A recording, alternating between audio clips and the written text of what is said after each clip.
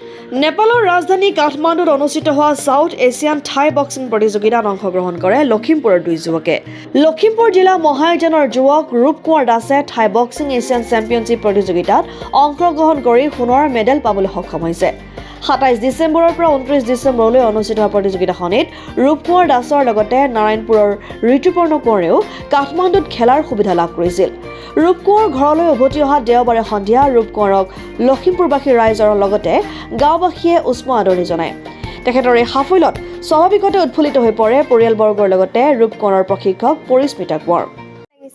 তাক যেনেকৈ শিকাইছে দিগন্ত দাই যেনেকৈ শিকাইছে মই যেনেকৈ শিকাইছোঁ তেনেকৈ আগবাঢ়ি গৈছে আৰু এতিয়া ইয়াত মেডেল টিকাইছে। এতিয়া থাইলেণ্ডত যাবলৈ তেওঁ চান্স পাইছে, তাতো যে গ'ল্ড মেডেল টিকাব বুলি মই আশা কৰিছোঁ।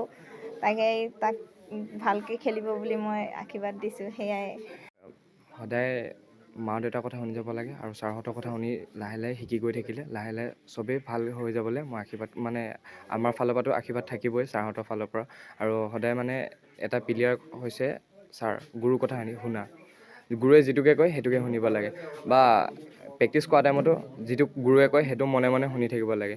এই কথাখিনি খেলত বা বাহিৰত জেগাত যোৱাত বহুত সহায় কৰে আৰু লাহে লাহে খেলৰ সময়ত বহুতো মনত পৰে, এইটো কৰিব লাগিব, এইটো কৰিলে এইটো হ'ব, তেনেকুৱা সেইটো কাৰণে চবেই খেলি যাব লাগে, আগবাঢ়ি যাব লাগে আৰু আমাৰ দেশৰ নাম কৰিব লাগে আৰু আমাৰ অসমৰ নাম কৰিব লাগে।